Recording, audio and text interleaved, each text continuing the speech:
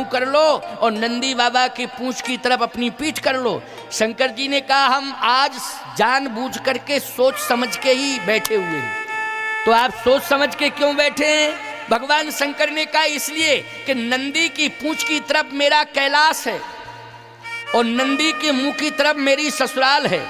आज दुनिया के लोग जब ससुराल जाते हैं तो घर द्वार भूल जाते हैं, लेकिन शिव संदेश दे रहा है कि जब ससुराल जाओ तो घर द्वार देखते रहना, घर द्वार को छोड़ने की जरूरत नहीं है। इसलिए मैं ससुराल जा रहा हूं, लेकिन देख रहा हूं अपना परिवार, देख रहा हूं अपना घर द्वार, कि मैं ससुराल के पीछे कैलाश को छोड़ने वाला नहीं हूं। ससुराल प्यार लगी जब तय रिपरूप कुटुंब है तब तय।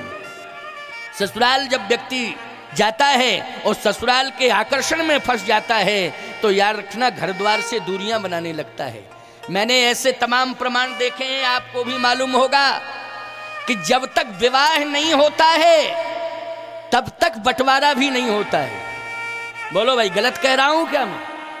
जब तक विवाह नहीं होता है तब तक बंटवारा भी नहीं होता है, और जब विवाह होता है तो बंटवारे की चर्चा शुरू हो जाती है। बोलो, हो जाती है कि नहीं हो जाती है? क्या ये विवाह मंगल महोत्सव आपको ये संकेत तो संदेश दे रहा है कि बंटवारा होना चाहिए, अलगाव होना चाहिए? नहीं नहीं, ये रूढ़ी मानसिकता है। विवाह के बाद बंटवारा होना चाहिए? नहीं नहीं, कभी नहीं होना चाहिए। मैं एक बात कहता हूं, चाहे पार्वती जी आई हो, चाहे भगवती सीता आई हो, ये दोनों आदर्श विवाह हैं। पार्वती जी ने भी जहां प्रतिकूलताएं थी ससुराल में, उनको अनुकूलताओं में परिणत कर दिया। प्रतिकूलताओं को अनुकूलताओं में परिणत किया पार्वती जी ने।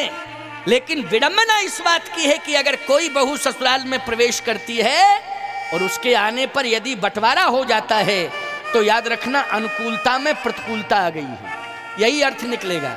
लेकिन भगवती पार्वती जी ने प्रतिकूलताओं में अनुकूलताओं को स्थापित किया है, ये विवाह का सच्चा अर्थ है।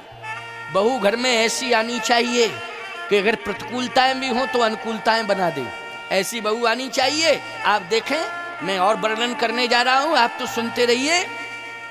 भगवान शंकर ने कहा मैं सीधा बैठा हूं, मैं अपने कैलाश को देख रहा हूं और हिमाचल के लोगों को बता देना चाहता हूं, हिमालय के लोगों को, कि मैं जा रहा हूं ससुराल, लेकिन कैलाश को सदा देखूंगा, कैलाश को भूलने वाला नहीं। नहीं, बहुत से लोग हैं ससुराल से तो इतना प्रेम कर लेते हैं कि ससुराल ही में रह जाते हैं, कुछ तो ससुराल ही में रह जाते हैं।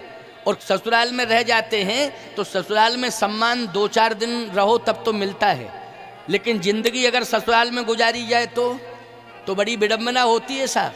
अच्छा, जो लोग ससुराल में जिंदगी भर रहते हैं उनके चेहरे आप देखना तो चेहरे में अंतर है, और चेहरों में अंतर कितना ही हो, दांतों को देखना जरा उनके, तो आपका दांतों से क्या मतलब है?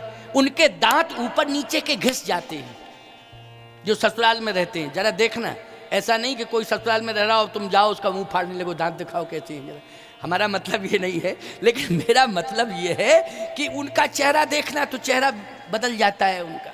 अच्छा, दांत चूंकि अंदर रहते हैं, लेकिन गौर से देखना, हंसी हंसेंगे तो बनावटी हंसी हंसेंगे, बनावटी हंसी।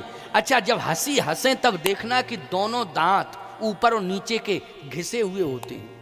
आप कहो महाराज ये बात कुछ समझ में नहीं आ रही, अटपटी बात बता रहे आप। हम अटपटी नहीं बता रहे, हम सही बात बता रहे हैं। दांत क्यों ऊपर नीचे के घिस जाते हैं? बात यह है कि ससुराल में रहता है, अच्छा उस गांव की उसकी पत्नी बेटी है, तो अगर कभी कोई ऐसी बात आती है कि उसे अपनी पत्नी से नाराज होना है तो याद रखना वो नाराजी स्पष्ट रूप से व्यक्त नहीं करता, केवल अंदर अंदर से दांत ही किटकिटाता रहता है बस, और बाहर से कुछ नहीं कर पाता। क्यों भाई? क्योंकि वो बेटी का गांव है। बोलो, है कि नहीं? बेटी का गांव है, घर घर में उसका सम्मान है, क्योंकि गांव की बेटी है, घर घर की बेटी मानी जाएगी। बोलो, मानी जाएगी कि नहीं मानी जाएगी? लेकिन तू वहां रह रहा है और तू नाराज अगर उससे होता है तो बिगाड़ तो कुछ सकता नहीं, वह दांत ही किटकिटाता रहेगा ऊपर नीचे के। तो दांत ही उसके घिस जाते हैं, ऊपर के और नीचे के दांत प्रभावित हो जाते हैं। तो कहने का तात्पर्य मेरा ये है कि ससुराल में रहो तो 2-4 दिन रहो, सम्मान रहेगा, और जिंदगी भर का अगर तुमने ससुराल में डेरा डाल लिया तो भगवान ही मालिक है फिर तुम्हारा, तुम जानो तुम्हारा काम जान। लेकिन समस्या रहती महाराज, अगर कोई ससुराल में नहीं है और जमीन जायदाद प्रॉपर्टी मिल गई है तो फिर हम कहाँ जाएं छोड़ के, आखिर रहना तो पड़ेगा ससुराल में ही। तो एक बात आपको बताएं, फिर उसके ससुराल मत मानो, उसको अपना घर द्वार मानो।